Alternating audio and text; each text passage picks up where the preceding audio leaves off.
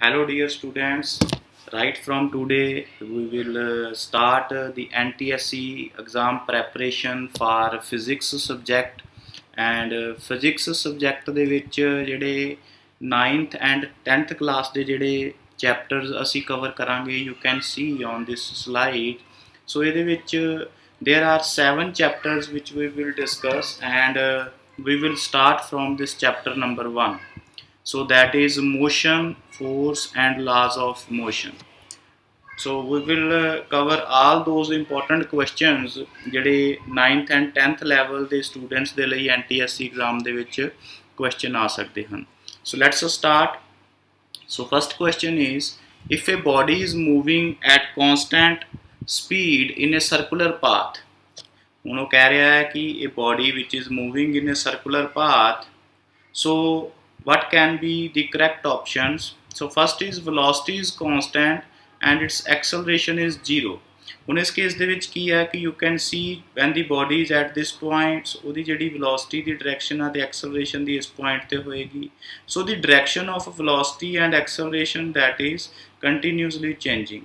So ਉਸ case ਦੇ ਵਿੱਚ ਕੀ ਹੈ ਕਿ second option ਕੀ ਹੈ, velocity and acceleration are both changing their directions only. So ਉਹਨਾਂ ਦੀ ਜਿਹੜੀ direction ਆ ਉਹ change ਹੋ ਰਹੀ ਆ. So right answer is option B for this question. Second question is, a graph is plotted showing the velocity of a car as a function of time. If the graph is a straight line, ਹੁਣ ਉਹ ਕੀ ਕਹਿ ਰਿਹਾ ਹੈ ਕਿ ਸਾਨੂੰ velocity time graph ਜਿਹੜਾ ਆ, velocity is this side, time is this side and it is a straight line. ਸੋ ਉਸ ਕੇਸ ਦੇ ਵਿੱਚ ਕੀ ਹੈ ਕਿ ਇਹਦਾ ਮਤਲਬ ਕੀ ਹੈ, ਨੋ ਇਹ ਤੁਸੀਂ ਦੇਖ ਰਹੇ ਹੋ ਕਿ when the velocity of the object is this, ਸੋ ਉਸ ਪੁਆਇੰਟ ਦੇ ਉੱਤੇ ਜਿਹੜਾ ਟਾਈਮ ਹੈ ਉਹਦਾ ਕੀ ਹੈ, ਜਦੋਂ ਆਬਜੈਕਟ ਇਸ ਪੁਆਇੰਟ ਦੇ ਉੱਤੇ ਪਹੁੰਚ ਗਿਆ, ਸੋ you can see that the velocity it is being changing as the time is increasing, ਕਿ ਜਿੱਦਾਂ ਜਿੱਦਾਂ ਜਿਹੜਾ ਟਾਈਮ ਵੱਧ ਰਿਹਾ ਹੈ ਉੱਦਾਂ ਉੱਦਾਂ ਜਿਹੜੀ ਆਬਜੈਕਟ ਦੀ ਜਿਹੜੀ velocity ਹੈ ਉਹ ਵੱਧ ਰਹੀ ਹੈ.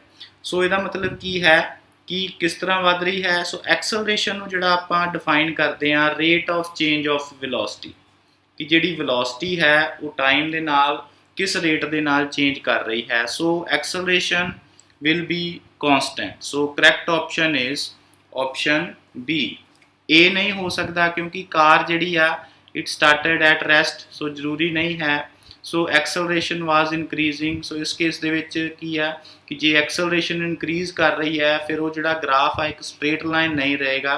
ਸੋ ਉਹ ਕੀ ਹੋ ਜਾਏਗਾ, so it will be something like a this form, ਕਿ ਉਹਦੀ ਜਿਹੜੀ ਵੈਲੋਸਿਟੀ ਹੈ ਉਹ ਜ਼ਿਆਦਾ ਵੱਧ ਰਹੀ ਹੈ as compare to time and velocity was constant. So it cannot be the option, ਕਿਉਂਕਿ ਵੈਲੋਸਿਟੀ ਜਿਹੜੀ ਹੈ ਸਟ੍ਰੇਟ ਲਾਈਨ ਦੇ ਵਿੱਚ ਉਹ ਲਗਾਤਾਰ ਚੇਂਜ ਹੋ ਰਹੀ ਹੈ. ਸੋ option B is the correct option. So next question is, if car is traveling north on a straight road, ਕਿ ਇੱਕ ਜਿਹੜੀ ਕਾਰ ਹੈ ਉਹ ਨਾਰਥ ਸਾਈਡ ਨੂੰ ਟਰੈਵਲ ਕਰ ਰਹੀ ਹੈ and its brakes are applied. ਹੁਣ ਜਿਹੜੀ ਕਾਰ ਹੈ ਉਹਦੀ ਡਾਇਰੈਕਸ਼ਨ ਐਕਸਲਰੇਸ਼ਨ ਇਸ ਸਾਈਡ ਨੂੰ ਹੈ, ਇਹਦਾ ਮਤਲਬ ਕਿ ਜਿਹੜੀ ਫੋਰਸ ਹੈ ਨੈਟ ਫੋਰਸ ਉਹ ਨਾਰਥ ਸਾਈਡ ਨੂੰ ਲੱਗ ਰਹੀ ਹੈ. ਹੁਣ ਜਦੋਂ ਆਪਾਂ ਕਾਰ ਦੀਆਂ ਬ੍ਰੇਕਸ ਲਗਾਵਾਂਗੇ ਸੋ ਉਸ ਕੇਸ ਦੇ ਵਿੱਚ ਕੀ ਹੈ ਕਿ ਜਿਹੜੀ ਕਾਰ ਹੈ ਉਹ ਸਡਨਲੀ ਤੇ ਸਟਾਪ ਨਹੀਂ ਕਰ ਰਹੇਗੀ. ਸੋ ਇਹਦਾ ਮਤਲਬ ਕੀ ਹੈ ਕਿ it have no acceleration, it cannot be the right answer.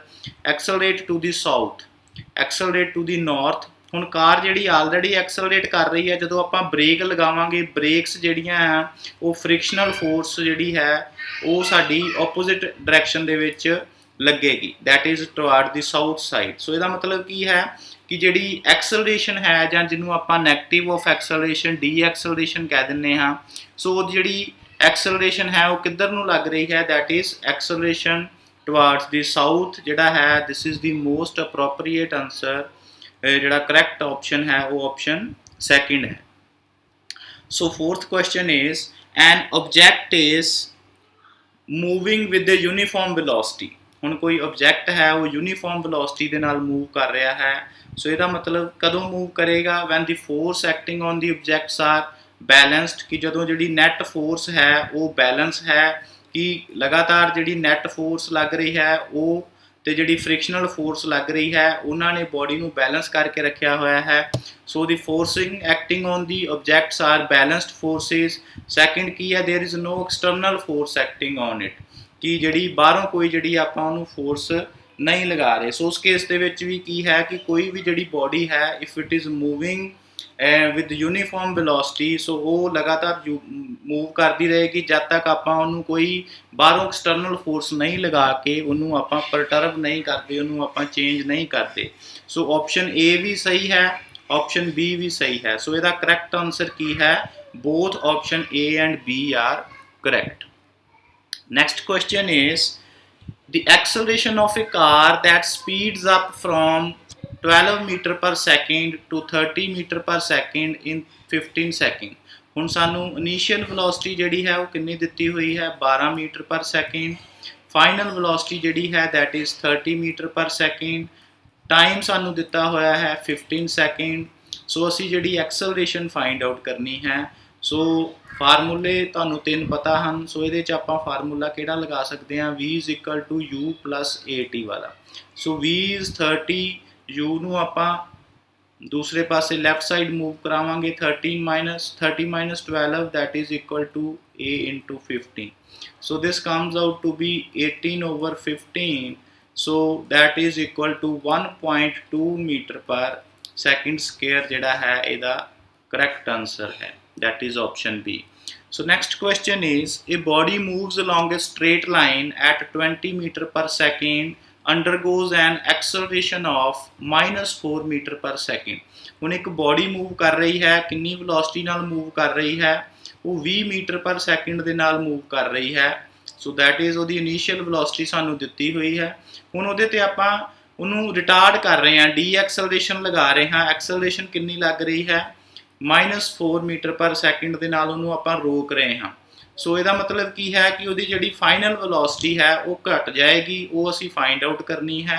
ਸੋ ਕਿੰਨੇ ਟਾਈਮ ਬਾਅਦ ਫਾਈਂਡ ਆਊਟ ਕਰਨੀ ਹੈ? ਸੋ that is given 2 second. So again ਤੁਸੀਂ ਸੇਮ ਫਾਰਮੂਲਾ ਲਗਾ ਸਕਦੇ ਹੋ, V is equal to U plus AT। So initial velocity 20 ਹੈ, ਅਸੀਂ ਉਹਨੂੰ ਰਿਟਾਰਡ ਕਰਾ ਰਹੇ ਹਾਂ -4। 2 ਸੈਕਿੰਡ ਬਾਅਦ ਜਿਹੜੀ ਉਹਦੀ ਵੈਲੋਸਿਟੀ ਕਿਹਦੇ ਬਰਾਬਰ ਹੋ ਜਾਏਗੀ? 20 - 8 that is equal to 12 metre per second ਜਿਹੜੀ ਹੈ ਉਹਦੀ ਵੈਲੋਸਿਟੀ ਹੋਏਗੀ, final velocity after 2 seconds। So next question is a particle experience constant acceleration for 20 seconds after starting from rest। So start ਕਰ ਰਿਹਾ ਉਹ ਪਾਰਟੀਕਲ, ਕੋਈ ਸਪੋਜ਼ ਕਰ ਲਓ ਇਸ ਪੁਆਇੰਟ ਤੋਂ ਸਟਾਰਟ ਕਰ ਰਿਹਾ ਜਿੱਥੇ ਉਹਦੀ ਇਨੀਸ਼ੀਅਲ ਵੈਲੋਸਿਟੀ 0 ਹੈ। if it travels a distance of s1 in the first 10 second। ਹੁਣ 10 ਸੈਕਿੰਡ ਤੱਕ ਜਿਹੜਾ ਹੈ ਉਹ ਕਿੰਨਾ ਡਿਸਟੈਂਸ ਟਰੈਵਲ ਕਰ ਲੈਂਦਾ ਹੈ? that is s1। ਫਿਰ ਅਗਲੇ 10 ਸੈਕਿੰਡ ਦੇ ਲਈ ਜਿਹੜਾ ਹੈ ਉਹ ਡਿਸਟੈਂਸ ਟਰੈਵਲ ਕਰਦਾ ਹੈ। ਸੋ ਇੱਥੇ ਫਿਰ ਸਾਨੂੰ ਟਾਈਮ 10 ਸੈਕਿੰਡ ਦਿੱਤਾ ਹੋਇਆ ਹੈ, that is s2। ਸੋ ਅਸੀਂ ਦੇਖਣਾ ਹੈ ਕਿ ਉਹ ਲਗਾਤਾਰ ਇੱਥੋਂ ਸਟਾਰਟ ਕਰਦਾ ਹੈ, ਹੌਲੀ ਹੌਲੀ ਜਿਹੜਾ ਉਹ ਟਰੈਵਲ ਕਰ ਰਿਹਾ ਹੈ। ਉਹਦੀ ਐਕਸਲਰੇਸ਼ਨ ਜਿਹੜੀ ਹੈ that is constant। So acceleration is constant। ਹੁਣ ਇਸ ਕੁਐਸਚਨ ਨੂੰ ਤੁਸੀਂ ਪਹਿਲੇ ਆਪਾਂ ਹੱਲ ਕਰਾਂਗੇ S1 ਦੇ ਨਾਲ। ਸੋ ਹੁਣ ਤੁਸੀਂ ਫਾਰਮੂਲਾ ਆਪਾਂ ਪਹਿਲੇ ਕੇਸ ਦੇ ਵਿੱਚ, ਸੋ let us divide it into 2 cases। So case 1 ਕੀ ਹੈ ਕਿ ਜਦੋਂ ਉਹਨੇ ਸਟਾਰਟ ਕੀਤਾ, ਸੋ S is equal to ut plus half at square। ਸੋ ਦੋਨੇ ਕੇਸਿਸ ਦੇ ਵਿੱਚ A ਦੀ ਵੈਲਿਊ ਜਿਹੜੀ ਕੌਂਸਟੈਂਟ ਹੈ। ਸੋ U ਜਿਹੜਾ ਹੈ ਸਟਾਰਟਿੰਗ ਦੇ ਵਿੱਚ 0 ਹੈ, ਪਲੱਸ ਹਾਫ A ਕਿੰਨੇ ਸੈਕਿੰਡ ਲਈ? ਪਹਿਲੇ ਉਹਨੇ ਡਿਸਟੈਂਸ 10 ਸੈਕਿੰਡ ਦੇ ਲਈ ਜਿਹੜਾ ਹੈ ਉਹ ਕਿੰਨਾ ਕਵਰ ਕੀਤਾ? S1। So this is our S1। So S1 ਸਾਡੇ ਕੋਲ ਕਿੰਨਾ ਆ ਗਿਆ? that is equal to 100A over 2 that is equal to 50A। So S1 ਜਿਹੜਾ ਹੈ ਉਹ ਸਾਡੇ ਕੋਲ 50A ਆ ਗਿਆ। ਹੁਣ ਜਦੋਂ ਬੋਡੀ ਇਸ ਪੁਆਇੰਟ ਦੇ ਉੱਤੇ ਪਹੁੰਚੇਗੀ ਪਾਰਟੀਕਲ, ਓਬਵੀਅਸਲੀ ਉਸ ਪੁਆਇੰਟ ਦੇ ਉੱਤੇ ਉਹਦੀ ਕੁਛ ਨਾ ਕੁਛ ਜਿਹੜੀ ਹੈ ਉਹ ਵੈਲੋਸਿਟੀ ਹੈ। ਸੋ ਇਸ ਪੁਆਇੰਟ ਦੇ ਉੱਤੇ ਕੁਛ ਨਾ ਕੁਛ ਉਹਦੀ ਜਿਹੜੀ ਇਨੀਸ਼ੀਅਲ ਵੈਲੋਸਿਟੀ ਹੈ ਉਹ ਜਿਹੜੀ ਇਸ ਪੁਆਇੰਟ ਤੋਂ ਆਪਾਂ ਕੰਸੀਡਰ ਕਰਨੀ ਹੈ, ਉਹਦੀ ਕੁਛ ਵੈਲਿਊ ਹੈ। ਉਹਨੂੰ ਆਪਾਂ ਕਿਸ ਤਰ੍ਹਾਂ ਫਾਈਂਡ ਆਊਟ ਕਰ ਸਕਦੇ ਹਾਂ? ਉਹਨੂੰ ਆਪਾਂ v² - u² is equal to 2as ਦੇ ਨਾਲ ਫਾਈਂਡ ਆਊਟ ਕਰ ਸਕਦੇ ਹਾਂ ਕਿ ਉਸ ਪੁਆਇੰਟ ਦੇ ਉੱਤੇ ਉਹਦੀ ਵੈਲੋਸਿਟੀ ਕਿੰਨੀ ਹੋਏਗੀ ਜਦੋਂ ਬੋਡੀ ਜਿਹੜੀ ਹੈ ਉਹ ਇਸ ਪੁਆਇੰਟ ਦੇ ਉੱਤੇ ਪਹੁੰਚੇਗੀ।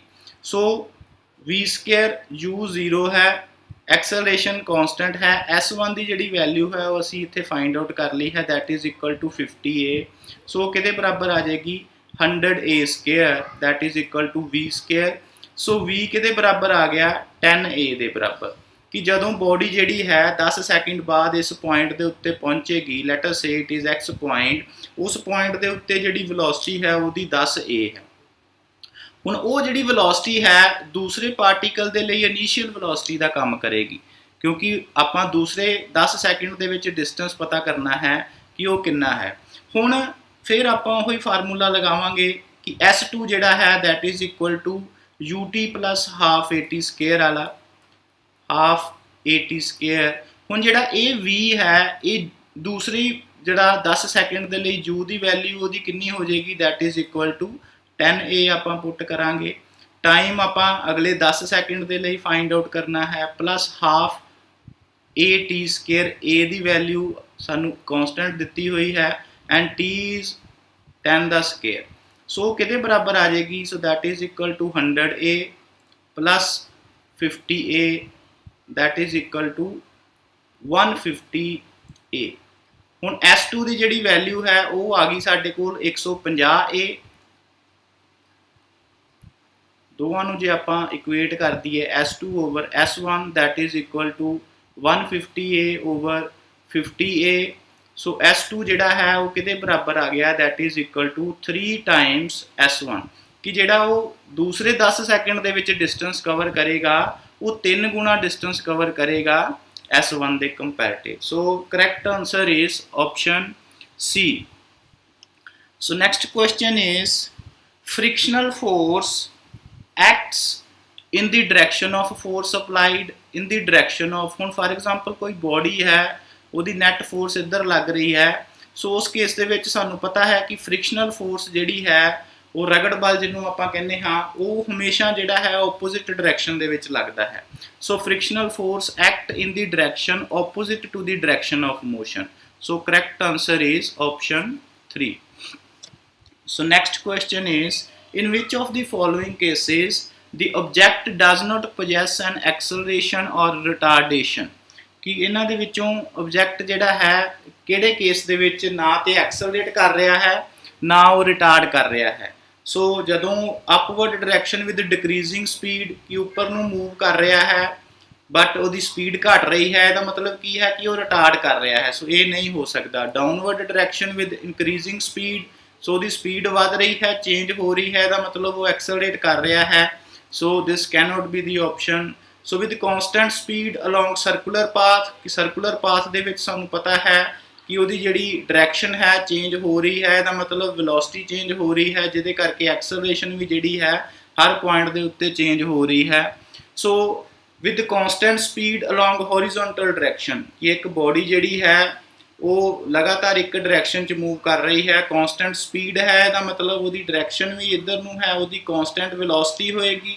सो when the body it is having a constant velocity, so उस केस दे विच जिहड़ी उहदी नैट एक्सलरेशन है that is equal to 0। So option 4 is the correct option for this question.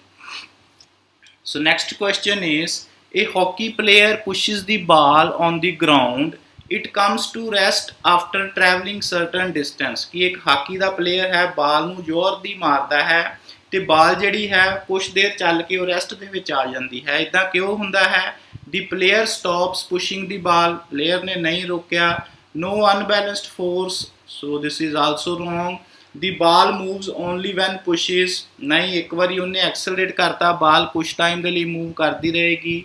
So the opposing force act on the body, हुण इस case दे विच की है कि बाल जो उन्हें हिट की, सो बाल जिहड़ी है लगातार रिड़ रही है, सो ग्राउंड दे करके उहदे च कुछ ना कुछ फ्रिक्शनल फोर्स लग रही है।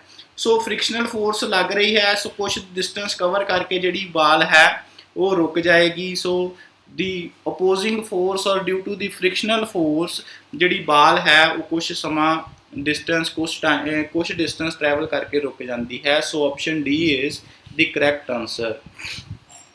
So next question is the speed of falling body increases continuously, कि एक बॉडी जिहड़ी है वो फॉल कर रही है, उसकी स्पीड लगातार वध रही है। सो क्यों वध रही है? No force act on it, कोई बॉडी हुण फॉर एग्जाम्पल किसी हाइट तो फॉल कर रही है, सो उहदे ते जिहड़ी फोर्स है वो डाउनवर्ड लग रही है, दैट इज़ जिहड़ी गुरुत्वाकर्षण बल। So this can not be. It is very light, so gravitational force जिहड़ी है वो मास ते डिपेंड नहीं करती। ਚਾਹੇ ਬੋਡੀ ਲਾਈਟ ਹੋਏ ਚਾਹੇ ਹੈਵੀ ਹੋਏ, ਸਾਰੀਆਂ ਜਿਹੜੀਆਂ ਨੂੰ ਇੱਕੋ ਦਿਸ਼ਾ ਵੱਲ ਮੂਵ ਕਰਦੀਆਂ ਹਨ। ਦੀ ਏਅਰ ਐਗਜ਼ਰਟਸ ਦੀ ਫ੍ਰਿਕਸ਼ਨਲ ਫੋਰਸ, ਸੋ ਫ੍ਰਿਕਸ਼ਨਲ ਫੋਰਸ ਕਰਕੇ ਜਿਹੜੀ ਹੈ ਉਹਦੀ ਜਿਹੜੀ ਸਪੀਡ ਹੈ ਉਹ ਘਟਣੀ ਚਾਹੀਦੀ ਹੈ, ਕਿਉਂਕਿ ਏਅਰ ਦਾ ਜਿਹੜਾ ਡਰੈਗ ਹੈ ਉਹ ਆਪੋਜ਼ਿਟ ਡਾਇਰੈਕਸ਼ਨ 'ਚ ਲੱਗੇਗਾ। ਸੋ ਇਹਦੇ ਕਰਕੇ ਕੀ ਆ, ਉਹਦੀ ਇਨਕਰੀਜ਼ ਨਹੀਂ ਕਰ ਸਕਦੀ। ਸੋ ਦੀ ਅਰਥ ਅਟਰੈਕਟ, ਕਿਉਂਕਿ ਅਰਥ ਦੀ ਜਿਹੜੀ ਗੁਰੂਤਾਕਰਸ਼ਣ ਬਲ ਹੈ, ਐਕਸਲਰੇਸ਼ਨ ਡਿਊ ਟੂ ਗ੍ਰੈਵਿਟੀ ਕਰਕੇ ਜਿਹੜੀ ਉਹ ਬਾਲ ਦੀ ਜਿਹੜੀ ਸਪੀਡ ਹੈ ਉਹ ਲਗਾਤਾਰ ਵੱਧ ਰਹੀ ਹੈ। So correct option is option 4। So next question is the effect of frictional force may be minimized। ਹੁਣ ਕਿਸੇ ਵੀ ਫ੍ਰਿਕਸ਼ਨਲ ਫੋਰਸ ਦਾ ਜਿਹੜਾ ਇਫੈਕਟ ਹੈ ਉਹਨੂੰ ਆਪਾਂ ਘੱਟ ਕਿਸ ਤਰ੍ਹਾਂ ਕਰ ਸਕਦੇ ਹਾਂ, ਯੂਜ਼ਿੰਗ ਏ ਸਮੂਥ ਸਰਫੇਸ। ਕਿ ਕੋਈ ਜਿਹੜੀ ਬੋਡੀ ਹੈ ਉਹ ਕਿਸੇ ਸਰਫੇਸ ਜਿਹੜਾ ਜਿੰਨਾ ਸਮੂਥ ਹੋਏਗਾ ਉਨੀ ਜਿਹੜੀ ਫ੍ਰਿਕਸ਼ਨਲ ਫੋਰਸ ਹੈ ਉਸ ਬੋਡੀ ਦੇ ਉੱਤੇ ਘੱਟ ਲੱਗੇਗੀ। ਸੋ ਯੂਜ਼ਿੰਗ ਏ ਪਲੇਨ ਸਮੂਥ ਪਲੇਨ, ਸੋ ਜਿਹੜਾ ਸਰਫੇਸ ਹੈ ਉਹ ਜਿੰਨਾ ਜ਼ਿਆਦਾ ਸਮੂਥ ਹੋਏਗਾ ਜਾਂ ਬੋਡੀ ਦਾ ਜਾਂ ਪਲੇਨ ਦਾ, ਸੋ ਸਰਫੇਸ ਸਮੂਥ ਹੋਏਗਾ ਅਤੇ ਫ੍ਰਿਕਸ਼ਨਲ ਫੋਰਸ ਜਿਹੜੀ ਹੈ ਉਹ ਘੱਟ ਲੱਗੇਗੀ। ਸੋ ਇਹ ਵੀ ਸਹੀ ਹੋ ਸਕਦਾ ਹੈ। ਪ੍ਰੋਵਾਈਡਿੰਗ ਏ ਲੁਬਰੀਕੈਂਟ, ਕਿ ਆਪਾਂ ਜੇ ਫਾਰ ਐਗਜ਼ਾਮਪਲ ਸਰਫੇਸ ਤੇ ਬੋਡੀ ਦੇ ਉੱਤੇ ਕੋਈ ਤੇਲ ਲਗਾ ਦਈਏ, ਸੋ ਉਹਦੇ ਕਰਕੇ ਕੀ ਹੈ ਕਿ ਉਹਦਾ ਜਿਹੜਾ ਪ੍ਰੋਪਰ ਕੰਟੈਕਟ ਨਹੀਂ ਹੋਏਗਾ ਓਬਜੈਕਟ ਤੇ ਪਲੇਨ ਦਾ, ਸੋ ਉਹਦੇ ਕਰਕੇ ਜਿਹੜੀ ਪ੍ਰੋਪਰ ਆ ਫ੍ਰਿਕਸ਼ਨਲ ਆਪਾਂ ਫ੍ਰਿਕਸ਼ਨਲ ਫੋਰਸ ਨੂੰ ਘਟਾ ਸਕਦੇ ਹਾਂ ਕੋਈ ਵੀ ਲੁਬਰੀਕੈਂਟ ਲਗਾ ਕੇ। ਸੋ ਤੁਸੀਂ ਦੇਖਿਆ ਹੋਣਾ ਹੈ ਕਿ ਮਸ਼ੀਨਾਂ ਦੇ ਵਿੱਚ ਵੀ ਆਪਾਂ ਗਰੀਸ ਵਗੈਰਾ ਲਗਾਉਂਦੇ ਹਾਂ ਤਾਂ ਜੋ ਜਿਹੜੀਆਂ ਉਹ ਮਸ਼ੀਨਾਂ ਦੀਆਂ ਗਰਾਰੀਆਂ ਹਨ ਉਹ ਰੈਲੀਆਂ ਹੋ ਕੇ ਚੱਲ ਸਕਣ। ਉਹ ਕਿਉਂ ਆਪਾਂ ਇੱਦਾਂ ਕਰਦੇ ਹਾਂ, ਕੋਈ ਲੁਬਰੀਕੈਂਟ ਲਗਾ ਰਹੇ ਹਾਂ ਤਾਂ ਜੋ ਜਿਹੜੀ ਫ੍ਰਿਕਸ਼ਨ ਹੈ ਜਿਹੜਾ ਰਗੜ ਬਲ ਹੈ ਉਹਨੂੰ ਆਪਾਂ ਘਟਾ ਸਕੀਏ। So correct option is all of the above. So next question is if an object is in the state of equilibrium, ਕਿ ਕੋਈ ਵੀ ਜਿਹੜਾ ਆਬਜੈਕਟ ਹੈ ਉਹ ਕਦੋਂ ਇੱਕ ਇਕੁਇਲਿਬਰੀਅਮ ਸਟੇਟ ਦੇ ਵਿੱਚ ਹੋਏਗਾ। So first is it is at rest, ਜਦੋਂ ਰੈਸਟ ਦੇ ਉੱਤੇ ਹੈ ਉਦੋਂ ਵੀ ਸਾਨੂੰ ਨਿਊਟਨਸ ਦਾ ਫਸਟ ਲਾ ਪਤਾ ਹੈ, ਇਨਰਸ਼ੀਆ ਆਫ ਰੈਸਟ ਉਸ ਇਕੁਇਲਿਬਰੀਅਮ ਦੇ ਵਿੱਚ ਹੈ। It is in the motion at constant velocity, constant velocity ਨਾਲ ਮੂਵ ਕਰ ਰਿਹਾ ਹੈ। So net acceleration is 0। So ਉਸ ਪੁਆਇੰਟ ਦੇ ਉੱਤੇ ਵੀ ਜਿਹੜਾ ਹੈ it is in the state of equilibrium. For a freely falling object, freely falling object ਦੇ ਵਿੱਚ ਵੀ ਜਿਹੜਾ ਹੈ that is a weightless object, ਉਹਦੇ ਤੇ ਐਕਸਲਰੇਸ਼ਨ ਜਿਹੜੀ ਹੈ ਉਹ 0 ਲੱਗਦੀ ਹੈ। ਸੋ ਜਿਹਦੇ ਕਰਕੇ ਜਿਹੜਾ ਹੈ it is in the state of equilibrium. So there are many more cases, so may be more than one of the above. So correct answer is option 4 for this question. So next question is if a boat is moving along at constant speed, it may be assumed that ਕਿ ਕੋਈ ਜਿਹੜੀ boat ਹੈ ਉਹ ਜਿਹੜੀ ਪਾਣੀ ਦੇ ਵਿੱਚ ਇੱਕ ਕੌਂਸਟੈਂਟ ਸਪੀਡ ਦੇ ਨਾਲ ਮੂਵ ਕਰ ਰਹੀ ਹੈ। ਸੋ ਇਹਦਾ ਮਤਲਬ ਕੀ ਹੈ, ਇਹ net force is pushing it upward. So ਸਾਨੂੰ ਪਤਾ ਨਹੀਂ ਹੈ ਕਿ ਕਿਹੜੀ ਫੋਰਸ ਜਿਹੜੀ ਹੈ, ਨੈਟ ਫੋਰਸ ਜਿਹੜੀ ਹੈ ਜੇ ਅੱਗੇ ਮੂਵ ਕਰ ਰਹੀ ਹੈ ਇਹਦਾ ਮਤਲਬ ਨੈਟ ਫੋਰਸ ਜਿਹੜੀ ਹੈ ਉਹ ਫਾਰਵਰਡ ਡਾਇਰੈਕਸ਼ਨ ਦੇ ਵਿੱਚ ਲੱਗੇਗੀ। So the sum of only vertical forces is 0। So ਇਹ ਸਹੀ ਨਹੀਂ ਹੈ ਕਿਉਂਕਿ third is the buoyant force is greater than gravity. Buoyant force ਉਹ ਹੁੰਦੀ ਹੈ ਕਿ ਜਿਹੜੀ ਬੋਡੀ ਨੂੰ ਹਮੇਸ਼ਾ ਉੱਪਰ ਵੱਲ ਨੂੰ ਧਕੇਲਦੀ ਹੈ। ਸੋ ਪਾਣੀ ਦੇ ਸਰਫੇਸ ਦੇ ਉੱਤੇ ਜਿੰਨੇ ਵੀ ਸ਼ਿਪਸ ਵਗੈਰਾ ਮੂਵ ਕਰਦੇ ਹਨ, so that is due to the buoyant force, ਕੋਈ ਵੀ ਬੋਡੀ ਜਿਹੜੀ ਡੁੱਬਦੀ ਨਹੀਂ ਹੈ। So the sum of all forces is 0। ਹੁਣ ਕਿਉਂਕਿ ਇੱਥੇ ਕੌਂਸਟੈਂਟ ਸਪੀਡ ਹੈ, ਸੋ ਜੋ ਸਟੇਟ ਡਾਇਰੈਕਸ਼ਨ ਦੇ ਵਿੱਚ ਹੈ ਉਹਦੀ ਕੀ ਹੈ ਕਿ ਕੌਂਸਟੈਂਟ ਨੈਟ ਐਕਸਲਰੇਸ਼ਨ 0 ਹੋਏਗੀ। ਸੋ ਇਹਦਾ ਮਤਲਬ ਕੀ ਹੈ ਕਿ ਜਦੋਂ ਐਕਸਲਰੇਸ਼ਨ 0 ਹੈ ਉਦੋਂ ਸਮ ਆਫ ਆਲ ਦੀ ਫੋਰਸਿਸ ਜਿਹੜਾ ਹੈ ਉਹ 0 ਹੈ। ਦੈਟਸ ਵਾਈ ਜਿਹੜੀ ਹੈ it is moving with constant speed or moving with constant velocity. So option 4 is the correct option for this question. So next question is if A and B are two objects with masses 6 kilogram and 34 kilogram, so then which has high inertia? So ਸਾਨੂੰ ਪਤਾ ਹੈ ਕਿ inertia ਕੀ ਹੈ ਕਿ ਜਿੰਨਾ ਜ਼ਿਆਦਾ ਕਿਸੇ body ਦਾ weight ਜ਼ਿਆਦਾ ਹੈ ਸੋ ਓਨਾ ਜ਼ਿਆਦਾ ਉਹਦੇ ਉੱਤੇ ਉਹ ਉਨੀ ਵੈਲੋਸਿਟੀ ਵੱਧ ਨਾਲ ਮੂਵ ਕਰੇਗਾ ਤੇ ਓਨਾ ਜਿਹੜਾ ਉਹਦਾ inertia ਜ਼ਿਆਦਾ ਹੋਏਗਾ। ਸੋ B has more inertia as compared to B A। So far example ਇੱਕ 6 ਕਿਲੋ ਦੀ ਬੋਡੀ ਹੈ, ਇੱਕ 34 ਕਿਲੋ ਦੀ, ਜੇ ਦੋਨੇ ਸੇਮ ਵੈਲੋਸਿਟੀ ਨਾਲ ਮੂਵ ਕਰ ਰਹੀਆਂ ਹਨ ਸੋ ਉਸ ਕੇਸ ਦੇ ਵਿੱਚ ਜਿਹੜਾ ਮੋਮੈਂਟਮ ਹੈ ਜਾਂ inertia ਹੈ ਉਹ B ਬੋਡੀ ਦਾ ਜਿਹੜਾ ਹੈ ਉਹ ਜ਼ਿਆਦਾ ਹੋਏਗਾ। ਸੋ B has more inertia than A. So correct option is option B. So next question is when a motor car makes a sharp turn at a high speed, ਕਿ ਜਦੋਂ ਕੋਈ ਮੋਟਰ ਕਾਰ ਹੈ ਉਹ ਸ਼ਾਰਪ ਟਰਨ ਲੈ ਰਹੀ ਹੈ, ਜ਼ਿਆਦਾ ਤੇਜ਼ ਸਪੀਡ ਦੇ ਉੱਤੇ ਹੈ, we tend to get thrown to one side, ਕਿ ਤੁਸੀਂ ਦੇਖਿਆ ਹੋਣਾ ਕਿ ਅਸੀਂ ਹਮੇਸ਼ਾ ਇੱਕ ਪਾਸੇ ਨੂੰ ਜਿਹੜਾ ਹੈ ਝੁਕ ਜਾਂਦੇ ਹਾਂ। ਉਹ ਕਿਉਂ ਕਰਦੇ ਹਾਂ ਇੱਦਾਂ? ਕਿਉਂਕਿ ਜਿਹੜਾ we tend to continue our straight line motion, ਕਿ ਇੱਕ ਆਪਾਂ ਆਪਣਾ this can be the right answer. An unbalanced force is applied by the engine, so ਜਿੰਨੇ ਜ਼ਿਆਦਾ ਇੰਜਨ ਵੀ ਕੁਝ ਫੋਰਸ ਅਪਲਾਈ ਕਰਦਾ ਹੈ which changes the direction of motion of the motor car, so this is also correct. We slip to one side of the seat, ਕਿ ਅਸੀਂ ਆਪਣਾ ਜਿਹੜਾ ਸੈਂਟਰ ਆਫ ਮਾਸ ਹੈ ਉਹਨੂੰ ਚੇਂਜ ਕਰਨ ਦੇ ਕਰਕੇ ਅਸੀਂ ਕੀ ਹੈ ਕਿ ਇੱਕ ਸਾਈਡ ਨੂੰ ਝੁਕ ਜਾਂਦੇ ਹਾਂ due to the inertia of our body. So correct option is all of the above for this question. So next question is, when a bus suddenly starts, the standing passengers lean backward in the bus. So it is an example of Newton's first law, ਜਿਹਨੂੰ ਆਪਾਂ Newton's ਲਾ of ਇਨਰਸ਼ੀਆ ਵੀ ਕਹਿੰਦੇ ਹਾਂ, ਕਿਉਂਕਿ ਜਿਹੜੀ ਬੱਸ ਤੇ passengers ਹਨ, ਜਦੋਂ ਜਿਹੜੇ ਖੜੇ ਪੈਸੰਜਰ ਹਨ ਪਹਿਲੇ ਉਹ ਦੋਨੇ ਰੈਸਟ ਦੇ ਵਿੱਚ ਹਨ। ਸੋ ਜਦੋਂ ਬੱਸ ਸਡਨਲੀ ਸਟਾਰਟ ਹੋ ਗਈ, so bus comes in the state of motion but the passengers they are still in the state of rest, ਜਿਹਦੇ ਕਰਕੇ ਕੀ ਹਨ ਕਿ ਪੈਸੰਜਰ ਜਿਹੜੇ ਹਨ ਜਦੋਂ ਬੱਸ ਯਕਦਮ ਸਟਾਰਟ ਹੁੰਦੀ ਹੈ ਤੇ ਸਾਰੇ ਪਿੱਛੇ ਵੱਲ ਨੂੰ ਡਿੱਗ ਜਾਂਦੇ ਹਨ। And that is due to our law of inertia, ਜਿਹਨੂੰ ਆਪਾਂ ਨਿਊਟਨਸ ਫਸਟ ਲਾ ਵੀ ਕਹਿ ਦਿੰਦੇ ਹਾਂ। So next question is, momentum has the same unit as that of. So momentum we know that is the integral of force over time, so ਜਿਹਨੂੰ ਆਪਾਂ J ਦੇ ਨਾਲ ਰਿਪਰੈਜ਼ੈਂਟ ਕਰਦੇ ਹਾਂ, ਜਾਂ ਇੰਪਲਸ ਵੀ ਜਿਹਨੂੰ ਆਪਾਂ ਕਹਿ ਦਿੰਦੇ ਹਾਂ I ਦੇ ਨਾਲ ਵੀ ਕਈ ਬੁੱਕਸ ਦੇ ਵਿੱਚ ਰਿਪਰੈਜ਼ੈਂਟ ਕਰਦੇ ਹਨ, that is equal to F into delta T। So impulse ਜਿਹੜੀ ਹੈ, ਸੋ ਜੇ ਤੁਸੀਂ ਫੋਰਸ ਦੀ ਐਗਜ਼ਾਮਪਲ ਲਓ, ਸੋ ਜਿਹਨੂੰ ਆਪਾਂ ਕੀ ਕਹਿ ਦਿੰਦੇ ਹਾਂ, that is delta P over delta T। so F into delta T that will be equal to delta P, ਜਿਹਨੂੰ ਆਪਾਂ ਚੇਂਜ ਇਨ ਮੋਮੈਂਟਮ ਕਹਿ ਦਿੰਦੇ ਹਾਂ, ਸੋ ਜਿਹਨੂੰ ਆਪਾਂ ਇੰਪਲਸ ਵੀ ਕਹਿੰਦੇ ਹਾਂ। ਸੋ ਇੰਪਲਸ ਤੇ ਮੋਮੈਂਟਮ ਜਿਹੜੇ ਹਨ ਉਹਨਾਂ ਦੇ ਜਿਹੜੇ ਯੂਨਿਟਸ ਹਨ they are having same units. So next question is, when a force of Newton acts on mass of 1 kg, ਹੁਣ ਫੋਰਸ ਜਿਹੜੀ ਹੈ that is equal to mass into acceleration। So 1 Newton the force ਲੱਗ ਰਹੀ ਹੈ, ਸੋ Newton that is the SI unit of force। so when mass is of 1 kg, so acceleration ਜਿਹੜੀ ਹੈ ਉਹ ਕਿਹਦੇ ਬਰਾਬਰ ਹੋਏਗੀ? ਸੋ ਐਕਸਲਰੇਸ਼ਨ ਵੀ obviously 1 ਮੀਟਰ ਪਰ ਸੈਕਿੰਡ ਦੇ ਬਰਾਬਰ ਹੋਏਗੀ। so we can find out acceleration will be equal to 1 Newton over 1 kilogram। so 1 Newton ਜਿਹੜਾ ਹੈ, so that is equal to 1 kg meter per second square over 1 kg। so acceleration it comes out to be 1 meter per second square। so option 4 is the correct option for this question।